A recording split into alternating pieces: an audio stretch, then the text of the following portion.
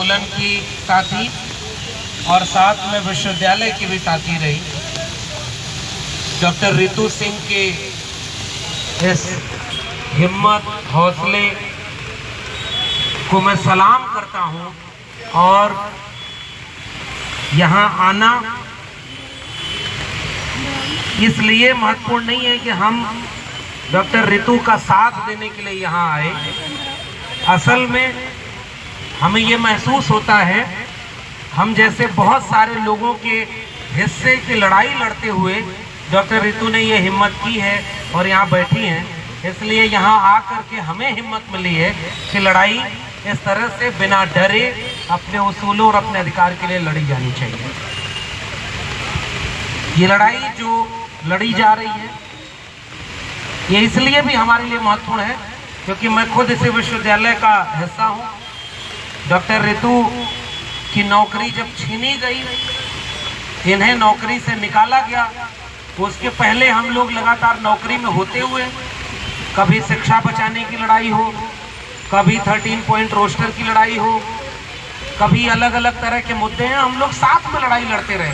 बहुत सारे लोग विश्वविद्यालय में हैं लेकिन उसमें से लड़ने वाले बहुत कम, और जो भी विश्वविद्यालय से जुड़ा है वो ये बात जानता है, सब लोग हिम्मत नहीं कर पाते।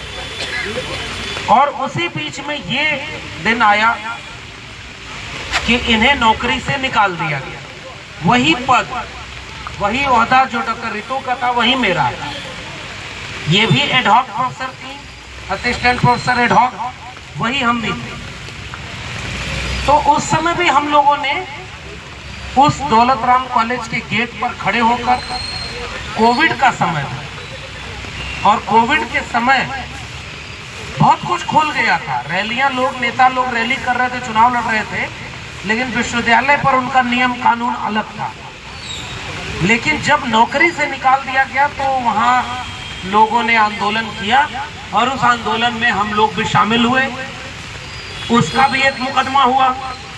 उस मुकदमे में चूंकि हम लोग की तरफ से दिल्ली विश्वविद्यालय शिक्षक संघ एक तरफ से खड़ा था इस आंदोलन में, तो उसके साथ वो पूरा मुकदमा चलता रहा। हम कोर्ट गए, वहां पर सुनवाई होती रही। तो जब कभी हमारी तरफ से कोई बोलता था तो यही बात बोली जाती थी कि आप एक बार देखें कि जिस पर आपने FIR किया वो मामला क्या है। वो मामला ये है कि एक शिक्षिका जो अपने डिग्री कॉलेज में पढ़ाने के लिए नियुक्त हुई, उसके पास डिग्री है, उसके पास एलिजिबिलिटी है, वो अपने हुनर से वहां पहुंचे और उसको ये कह के निकाला जाए कि आपके विद्यार्थी आपसे सहमत नहीं है, उनकी शिकायत है। और जब इस मामले में मैंने डॉक्टर रितु का इंटरव्यू सुना, वो तो मामला चल ही रहा, ये जब धरने पर बैठ गई, हम लोग जब भी मिलते थे तो पूछते थे तो ये हो रहा था कि भाई सब तरफ तो वही लोग हैं, प्रिंसिपल को बचाएगा कौन? जो सिस्टम में है, जो कुलपति है, जो ताकतवर लोग हैं, और लड़ना किसे है? जिसकी नौकरी भी छीन ली गई। आप कल्पना करिए कि कोई व्यक्ति अपने कई करियर के ऑप्शन को छोड़ करके एक विकल्प चुने कि मुझे प्रोफेसर बनना है, उसके लिए जितनी पढ़ाई की जरूरत है वो पढ़ाई किया, उसके लिए जिस एग्जाम को पास करने की जरूरत है वो एग्जाम पास किया, पूरा आपके इंटरव्यू दे करके आपके कॉलेज में अपॉइंट हुआ, तो उसके हुनर, उसकी काबिलियत का तो टेस्ट आपने कर लिया जिसमें वो कामयाब है। उसके बाद आपने ये आरोप लगाया कि भाई हम इन्हें निकाल रहे हैं 4 महीने बाद। क्यों निकाल रहे? क्योंकि इनके बच्चों ने शिकायत की। और जब इनका इंटरव्यू और अब जब ये धरने पर बैठ गई तो पूरे देश में लोगों को ये पता चला कि जिन बच्चों के शिकायत पत्र लगाए गए वो बच्चे उस महाविद्यालय के हैं ही नहीं। आप कल्पना करिए कि इतनी बड़ी साजिश, और ये आंकड़ा तो कोर्ट में पेश कर दिया गया। अब आप सोचिए कि क्या ये ऐसे ही हो गया होगा कि कोई फेक कंप्लेन बनाई जाए, बच्चों से लिखवाया जाए। मैं इसे विश्वविद्यालय का हूं तो कुछ एक बातें आप लोगों को और साझा कर रहा हूं। लगातार उच्च शिक्षा पर हमला हो रहा है। अभी संचालिका महोदया ने बोला कि भाई हम लोग की लड़ाई क्या है? हम लोग की लड़ाई संविधान की लड़ाई है, सबको बराबरी, न्याय मिले, हक हुकूक मिले।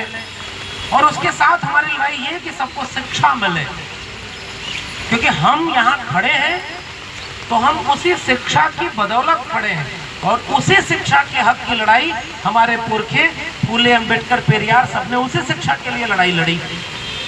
और उन्होंने तो यहाँ तक कह दिया कि भाई मुक्ति का एक द्वार है शिक्षा। तो हम जाकर के जमाने में लोगों को समझा रहे कि भाई अपना पेट काट करके अपने बच्चों को पढ़ाओ, एक रोटी कम खाओ, एक कपड़ा कम पहनो, घर में रिश्तेदारी में 1 रुपया कम खर्च करो, किसी पाखंड में 1 रुपया भी खर्च मत करो, इन सब से जो पैसा रुपया बचे उससे अपने घर के बेटा बेटी को शिक्षा दिलाओ। यही हमारी लड़ाई है। जब कोई व्यक्ति शिक्षित होगा तो पाखंड से दूर होगा, अंधविश्वास से दूर होगा, शिक्षित होगा तो अपने हक को जानेगा, कौन हमारा हितैषी है, कौन हमारा दुश्मन है। तो हम दुनिया में जाकर के लोगों को समझा रहे हैं कि अपने बच्चों को शिक्षित करिए, उन्हें डॉक्टर बनाइए, इंजीनियर बनाइए, प्रोफेसर बनाइए। और जब कोई हमारे बीच का व्यक्ति संघर्ष करके यहाँ तक पहुँच जाए और उसको हम देख रहे हैं कि उसको प्रोफेसर बनने की काबिलियत के बाद प्रोफेसर की नौकरी छीन लिया, तो भाई हमसे तो लोग पूछेंगे ना कि आप तो हमें कह रहे हो शिक्षित बनाइए, पढ़ाइए, प्रोफेसर बनेंगे, और जब कोई प्रोफेसर बन गया और उसकी नौकरी छीन ली जाए तो फिर इसका क्या जवाब हम देंगे? फिर हमें जब ये तथ्य लोगों को पता चलेगा कि भाई जिनसे कंप्लेन कराई गई वो बच्चे तक नकली हैं और उनका एग्जिस्टेंस ही नहीं है। SC ST एट्रोसिटी एक्ट के ऊपर ये मुकदमा दर्ज हुआ, उसके बाद कोई कार्रवाई नहीं। तो अब इस पूरे प्रकरण से यह बात तो तय होती है कि आप कानून का सहारा लें, आप न्याय की उम्मीद करें तो किससे करेंगे? और उसके बाद जिनको न्याय के पक्ष में खड़ा होना चाहिए, अभी वकील साहब हैं, भानु जी, महमूद प्राचा साहब हैं, बहुत वरिष्ठ लोग हैं, बहुत संघर्ष करने वाले एक्टिविस्ट लोग, क्योंकि भाई वैसे तो हम कहते हैं ना कि बहुत सारे प्रोफेसर हैं, लेकिन डॉक्टर रितु के साथ खड़े होने वाले कितने कम हैं। मैं भी बहुत देर से आ पाया, सोशल मीडिया पर हमारा पूरा समर्थन रहा है, लेकिन अभी इस चीज को यहाँ तक लाने में समय लगा। तो जो हिम्मत इन्होंने की है, जो हिम्मत की कि भाई अगर हम नहीं लड़ेंगे अपने न्याय के लिए, और अगर कल्पना करें हम अपने हक के लिए नहीं बचा पाए, अपनी नौकरी नहीं लड़ पाए, तो लोग हमसे ये बात पूछेंगे ना कि भाई आप अपने को तो बचा नहीं पा रहे, समाज को कैसे बचाएंगे? मुझे ये लगा कि डॉक्टर रितु ने ये आंदोलन यहाँ खड़ा करके एक पैगाम पूरे समाज को दे दिया है कि अगर हमारे ऊपर भी जुल्म ज्यादती होगी तो हम बिना डरे, बिना चुप रहे उसका प्रतिकार करने के लिए, लड़ाई लड़ने के लिए सड़क पर आए। तो मैं डॉक्टर रितु की इस हिम्मत को सलाम करने आया हूँ कि भाई अगर गलत कुछ होगा तो उसकी हक की लड़ाई लड़ी जाए, और इस बात को समझा जाना चाहिए। कुछ लड़ाइयाँ, आप बैनर देखिए, ये जो पीछे बैनर पर लिखा हुआ है, मैंने सोशल मीडिया पर ये देखा और मुझे बहुत खूबसूरत बात लगी, और इस बात को हमें याद रखना चाहिए कि आज अगर ये हमारे वकील लोग ना होते, डॉक्टर रितु ने जब पहले दिन यहाँ हुआ तो उन्होंने अपने बयान में बोला कि भाई रोहित वेमुला अगर हम हो जाएं तो कैंडल लेकर के हमारा पूरा समाज तो सड़क पर आ जाता है, लेकिन अगर कोई अपने हक के लिए लड़ रहा है तो उसका साथ कब देंगे आप? और इन्होंने कहा कि भाई हम तो बहुत अवसाद में थे, लेकिन हमारे साथ हमारे महमूद प्राचा साहब हैं, भानु प्रताप सिंह जी हैं, ये लोग खड़े हुए, हिम्मत मिली, न्यायपालिका तक गए। तो मैं तो सलाम करता हूँ इस पूरी टीम का। और तब उन्होंने उस हिम्मत से ये बात लिखी कि हमें नौकरी नहीं चाहिए अब, वो तो हमने ऑलरेडी अपने हुनर पर ले ली थी, हमने मांग के नौकरी नहीं ली थी। इन्होंने इंटरव्यू देकर, मेरिट जुटाकर, लेख लिखकर, PhD में इनरोलमेंट कराकर अपनी काबिलियत से नौकरी तो ले ली थी, और नौकरी आपने छीन ली। और अब ये आंकड़े आ रहे हैं जो कोर्ट में पेश हो चुके हैं कि नौकरी आपने बहुत साजिश करके छीनी है। तो भाई अब हमें नौकरी नहीं चाहिए, न्याय चाहिए, और ये बहुत हिम्मत का काम है, ये बहुत बड़ी हिम्मत का काम है।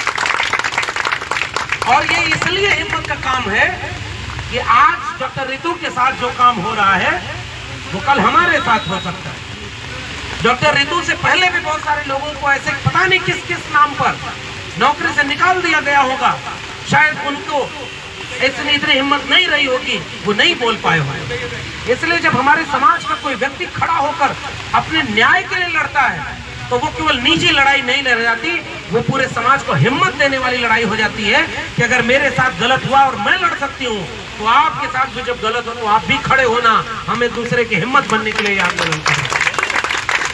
और इसलिए मुझे ये बहुत शानदार बात लगी कि मैं अब न्याय चाहिए, और मैं यहाँ पर खड़े होकर के साफ तौर पर ये कहना चाहता हूँ, जो लड़ाई आज डॉक्टर रितु की है वो लड़ाई असल में हमारी भी लड़ाई है। आज इनके साथ है, कल हमारे साथ होगा, परसों किसी और के साथ होगा। और अगर आज हम अपने साथी के साथ नहीं खड़े होंगे तो कल हमारे साथ कौन खड़ा होगा? और अगर हम अपने साथियों के साथ नहीं खड़े हैं तो हम बाहर दुनिया में क्या लड़ाई लड़ने जाएंगे जो अभी शिक्षित नहीं हो पाया, जागरूक नहीं हो पाया। तो ये लड़ाई दरअसल यहाँ खड़े होकर कोई भाषण देने की बजाय मैं केवल ये बात स्वीकार कर रहा हूँ कि ये हमारे हिस्से की लड़ाई डॉक्टर रितु लड़ रही है, और हर कदम पर हम इनके साथ खड़े हैं, और जब तक ये लड़ाई लड़ी जाएगी तब तक हम इनके साथ खड़े। और हम तो चाहते हैं, हम तो ये आंदोलन करने का मतलब क्या है भाई? डॉक्टर रितु के पास तो ईडी सीबीआई नहीं है कि वो छापा मार के डरा दे। ये तो ताकतवर भी नहीं है कि किसी को पद पर रख दे, किसी का पद छीन ले। पद पर रखने और पद से हटाने का काम तो ओहदे पर बैठे लोग करते हैं ना।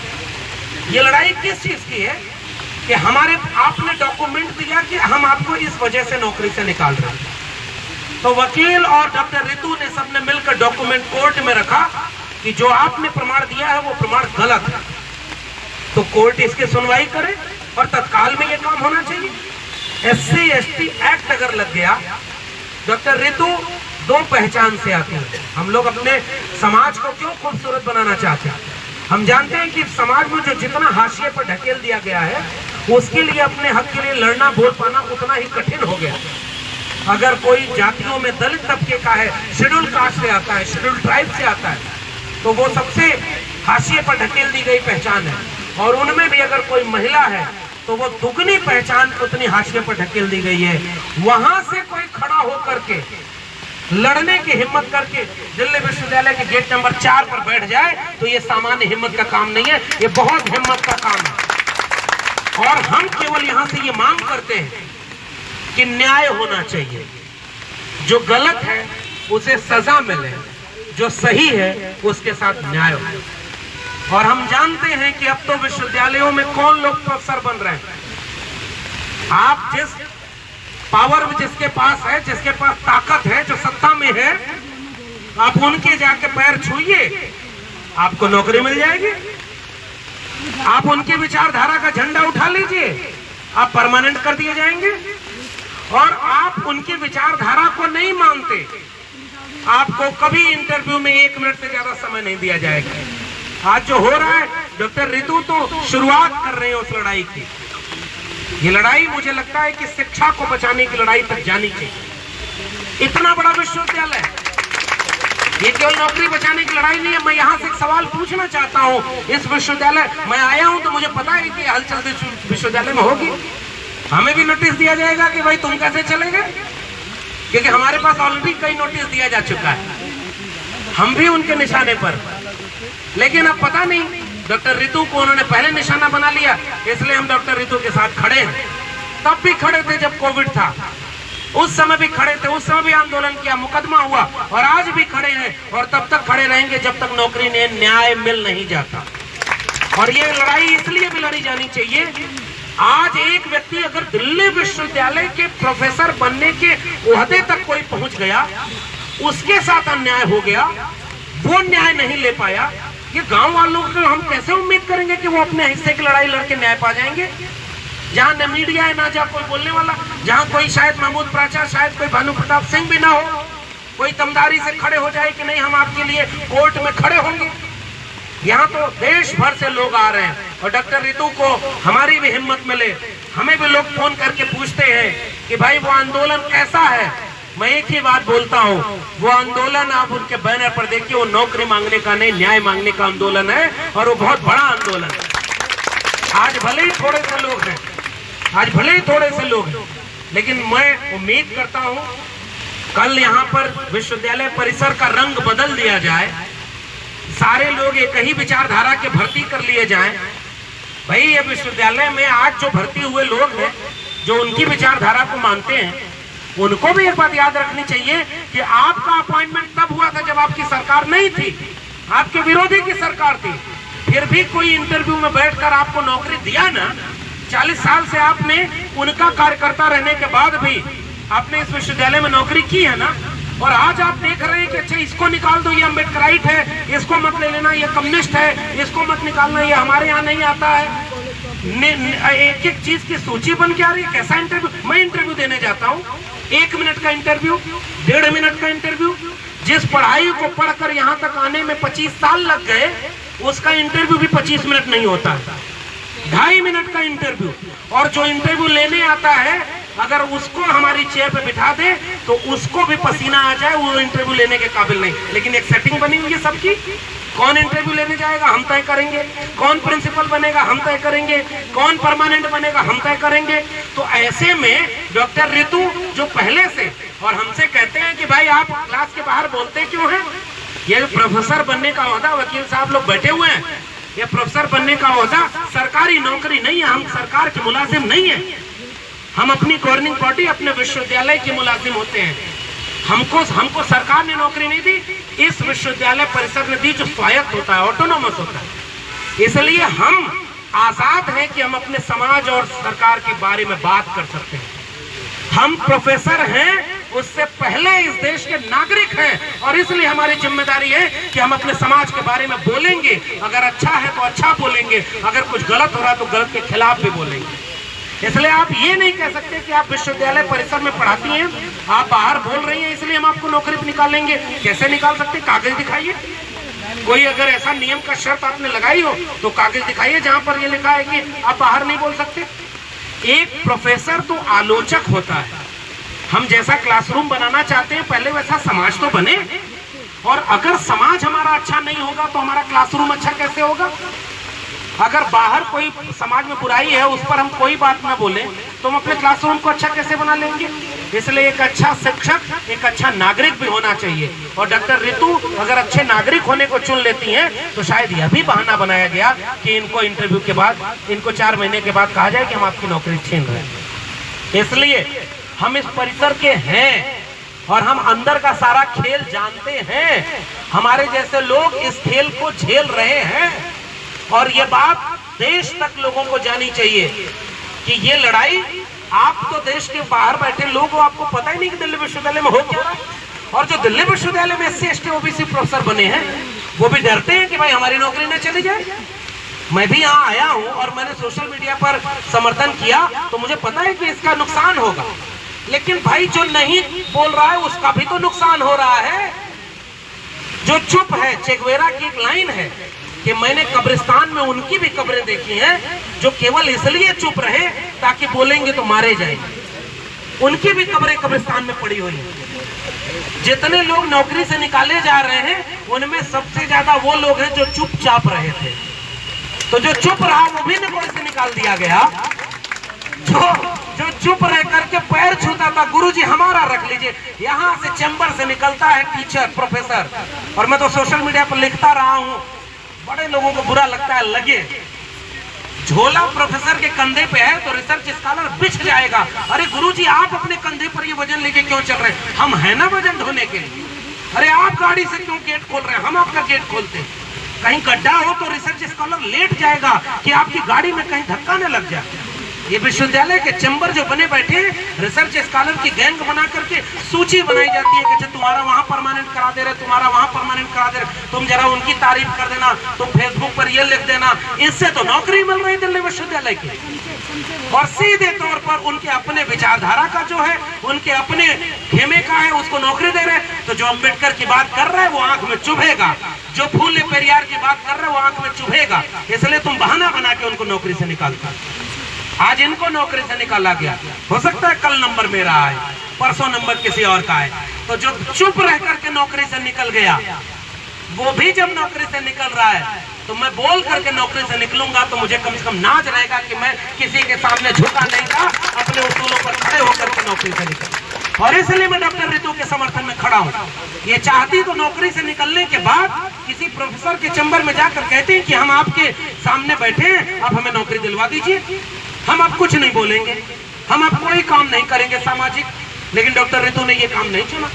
वो चाहती तो झुक करके समझौता करके नौकरी जैसे बाकी लोग ले रहे वैसे लेती, लेकिन उन्होंने अगर ये काम चुन लिया है तो इन्हें पता है कि ये धरना करने के बाद ये कभी नौकरी से नहीं रखेंगे। इसी विश्वविद्यालय में तमाम प्रोफेसर ऐसे रिटायर हो गए जिनकी डिग्री फर्जी है। भाई डिग्री केवल वो बड़े वाले नेता की फर्जी नहीं है, उस पर कोई बात नहीं होती और हम जानते हैं ऐसे लोगों को। लेकिन चूंकि आपस का एक रिश्ता होता है, हम तुम्हें बचाएंगे, तुम हमें बचा लेना, हम तुम्हारा समर्थन करेंगे, तुमको कमेटी में डाल देंगे, तुमको जो है हम अपॉइंट कर देंगे, बड़े ओहदे पर चले जाना, तुमको ये डिग्री दे देंगे, तुमको विदेश भेज देंगे डेपुटेशन पर। सब एक दूसरे के समझौते से चल रहे हैं। हम तुमको प्रिंसिपल बनाएंगे, तुम हमको वाइस चांसलर बनवा देना। इसी से तो पूरा देश चल रहा है। विश्वविद्यालय क्या बना रहे हो आप? ये कूड़े के घर में तब्दील हो जाएंगे। ये विश्वविद्यालय नई शिक्षा नीति लागू होने के बाद वैसे ही फीस महंगी हो गई, वैसे ही विश्वविद्यालय का सिलेबस कैसे बदला जा रहा है, वैसे ही सारी चीजें बदली जा रही है। ये तो इस विश्वविद्यालय में ऑलरेडी हो रहा है। और देश के लोगों को जब तक पता चलेगा कि शिक्षा चौपट हो जाएगी तब तक बचाने को कुछ बचेगा नहीं। तो अभी उसकी लड़ाई कोई क्या लड़े? यहाँ एक अपना साथी अगर नौकरी से निकाल दिया गया और उसको हम न रोक पाए, हम जानते हैं कि यहाँ खड़े होने के बाद ये नौकरी वापस नहीं मिलेगी। हम ये भी जानते हैं, हम ये जानते हैं कि हम यहाँ खड़े होकर बोल रहे हैं तो हम भी चुभते हैं उनकी आंखों में। लेकिन एक बात है, हम क्यों चुभते हैं? हम शुरू से ऐसे थे क्या? वो एक शेर है ना बहुत महत्वपूर्ण कि जी नहीं सकता तो जीने की तमन्ना छोड़ दे, बहते बहते रुक जाए वो दरिया छोड़ते, फूल था मैं और मुझे कांटा बनाकर रख दिया और अब कांटे से कहते हो कि चुभना छोड़ दे। तो पहले तो हमारे लोग अच्छा जितने चुपचाप बैठे हैं, डॉक्टर रितु की तरह नहीं बोल रहे या मेरी तरह नहीं बोल रहे, तुम उन्हीं को परमानेंट कर देते। कोई परमानेंट नहीं हो रहा है भाई। परमानेंट वो हो रहा है जहां वहां से लिस्ट आ रही है। और इशारा, समझदारों का इशारा काफी समझ जाइए। तो जो महिला एक वंचित शोषित तबके से आकर के यहाँ दिल्ली विश्वविद्यालय की चारदीवारी पर खड़े होकर के अपने हक के लिए अगर लड़ रही है, मैं जानता हूं और ये बात महसूस कर रहा हूं कि इसके लिए बहुत हिम्मत की जरूरत है। और मैं यहाँ खड़े होकर डॉक्टर रितु की हिम्मत को अपनी हिम्मत देकर के मजबूत करना चाहता हूं और इनसे हिम्मत लेकर के लौटूंगा कि ऐसे न्याय की लड़ाई और लड़ाई जानी चाहिए। और आज इस देश में 3 जनवरी 1848 को पहला स्कूल खोलने वाले ज्योतिबा फूले और सावित्रीबाई फूले, जिन्होंने पढ़ाने जाने के लिए लाठी खाई, गाली खाई, गोबर खाया, आज अगर वो होंगे कहीं प्रकृति में कहीं भी उनका वजूद होगा तो एक लड़की हुई महिला को देखकर खुश हो रही होंगी सावित्रीबाई फूले कि चलो शिक्षा के लिए एक महिला अपने हक के लिए बोल रही है। आज रितु बोल रही हैं, हमें उनके साथ खड़ा होना है, क्योंकि कल हम अगर हमारे शिकार होंगे तो हमारे साथ कौन खड़ा होगा। इसलिए आप सब यहाँ पर आए हैं, हम सब आते रहेंगे, लगातार इस आंदोलन में शामिल रहेंगे और न्याय होना चाहिए। हमारी एक ही मांग, जो गलत है उसको सजा मिले, जो सही है उसके साथ न्याय हो। और इस न्याय की लड़ाई में हम आखिरी वक्त तक संवैधानिक मूल्यों के मुताबिक, हम संविधान को मानने और बचाने वाले लोग हैं, हम संविधान को बदलने वाले लोग नहीं है भाई। हम संविधान को मानने और बचाने वाले हैं। ये हमारा संवैधानिक हक है कि हमें अगर कोई चीज गलत लग रही है तो हम यहाँ पर खड़े होकर के अपना धरना चला सकते हैं। उसके लिए आप यहाँ पर आलोचना करते, बिजली नहीं देंगे, वॉशरूम नहीं जाने देंगे, अप्रत्याशित रूप में अटैक करेंगे, आप ये मनोबल तोड़ना चाह रहे हैं। तो रितु जी, हमारे पुरखों का बहुत मनोबल टूटा, फिर भी उन्होंने इतनी लड़ाई लड़ी कि हम यहाँ पहुंचे हैं। इसलिए हिम्मत हमारे पास बहुत है, तमाम लोग हैं, मिल करके इस लड़ाई को लड़ेंगे, जीतेंगे। और हम इस लड़ाई को बिना लड़े आपके साथ हैं तब तक, जब तक कि आपकी जीत ना हो जाए। बहुत बहुत धन्यवाद।